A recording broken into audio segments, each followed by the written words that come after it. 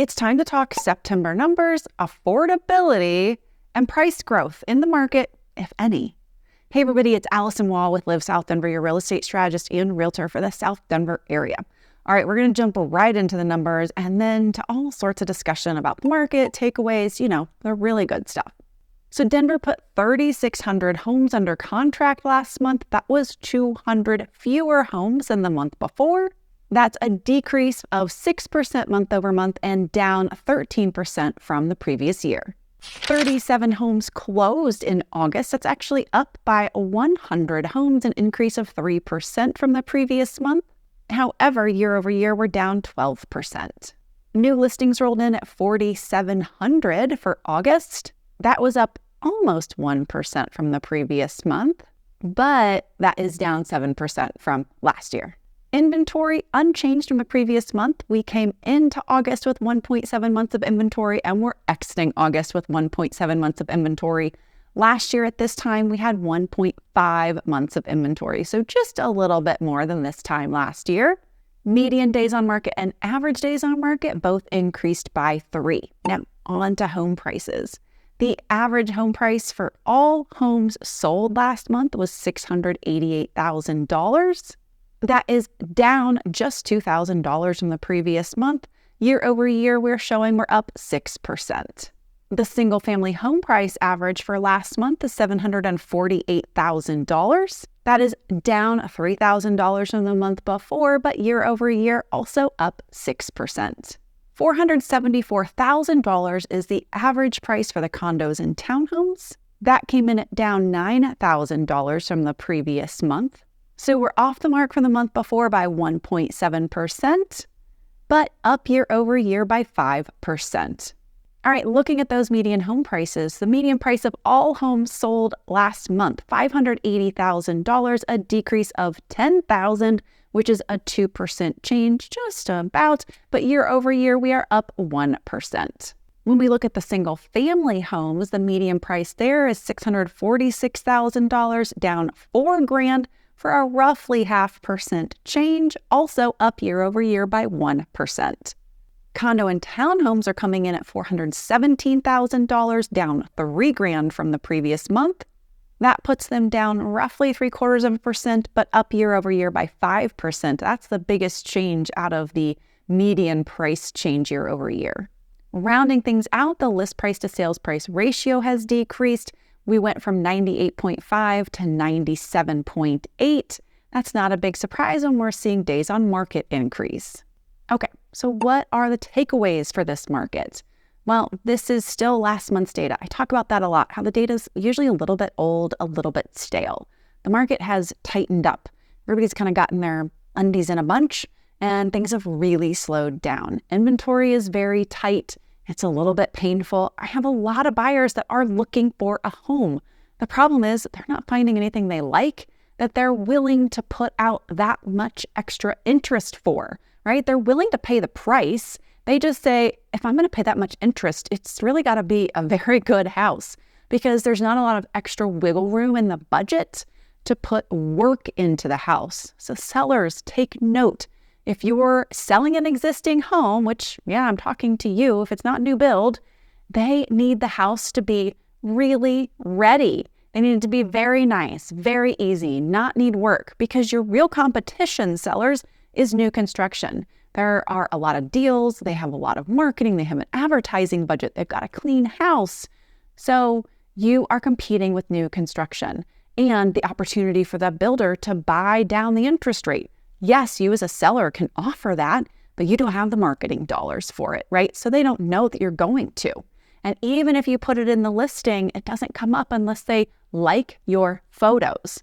So there's so much more to marketing your house right now as a seller in this market and getting the folks in. So a long way around to say this market's just really dynamic, a bit challenging, and a lot of it is tied to affordability and rates. But the buyers are there. They are ready. They will buy something they like. They just have to feel that either the value is there or it's not a lot of effort and work, right? Your house has to be a good customer experience, just like everywhere else in your life. You want it to be easy. There's kind of a tale of two markets going on right now. We have media saying that home prices are coming down. We have media saying that there is the worst affordability ever in the marketplace. Well, I guess it could be both, but I feel like no matter what, the media is just going to spray gloom and doom. We do have affordability issues. The rates have made it awful. It's what the feds want. I think all know that, right? They are playing bad cop, bad parent. They're playing the tough one who's taking away all the cookies and all the fun and putting everybody in the corner and saying time out. We've got to get through this, and we don't really have much of a way around it unless we're going to be creative and doing buy downs and doing some other things, or just saying, I'm going to buy in the face of what you're doing no matter what, because I'm going to choose to get the house at a lower price, which is happening, and refi later. And that is maybe for some people the really best route to go.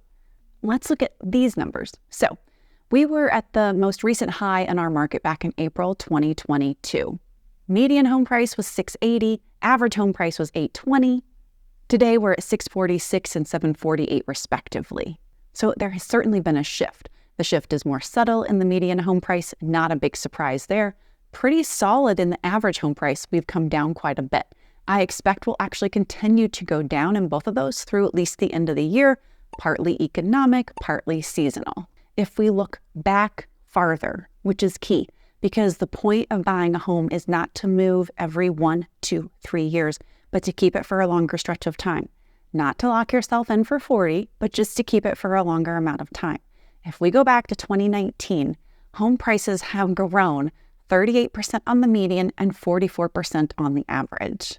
With so much pent-up demand among buyers and actually among sellers as well, that when rates come down, because the feds don't control every aspect of rates, we really are anticipating that home prices are going to push well beyond that 4% inflation rate that the feds are okay with among the housing market. This is why I have so many buyers who are still active right now and just wishing they could find a home, wishing they could find something they liked, that they're willing to spend the 8% interest on today because they are okay paying that and just refinancing it in a few months. Not few, I don't mean 4. I mean a year-ish. They want to buy the house at a lower price and just deal with the interest because they're worried about the fact that they don't have 6 figures extra above their down payment to deal with a bidding war and deal with the way things were back in the pandemic when everybody was going crazy over lower rates. And when it comes to the inventory conversation, I am having people say, well, if we wait till rates loosen up, there's going to be so much more inventory because the sellers are going to be so excited to put their homes on the market. We're going to flood the inventory. It's going to increase to 3 months. Then there'll be so much inventory available that there won't be enough buyers to consume it and prices will drop. I just absolutely, wholeheartedly do not think that is going to happen. There's just not that many sellers who have to sell once the rates drop. If you have to sell, you have to sell. It's very uncommon for people to just sit around in a divorce, in a death, in a deployment where you're going, oh no, I'm just going to wait. I'm just going to wait. There are times that can be done, but that's pretty rare. People are going to stagger those properties out. We may see a lift, but they're not going to flood the market and watch the value of their home drop just because rates loosened up. And there are way more buyers waiting to come in and capture lower rates because it improves affordability. So I don't think that is going to fly. That's just a lot of hopeful thinking. If I'm wrong, I'm okay to be proved wrong if it helps everyone financially, but that is certainly not something I would hang my hat on. All right, predictions from now to the end of the year. We're going to see prices soften. I don't think the change is going to be drastic. Where we are in terms of inventory, when I'm watching for my clients who I have active listings on, what we're seeing is that a couple of listings will go pending and a couple of new listings will come on. So we're not seeing huge shifts, at least in the South Denver area. I think that is going to hold true until we get closer to Halloween, then we'll reevaluate. If you've got questions about when or where to maximize your dollars in this market, please reach out. And of course, I will see y'all next week.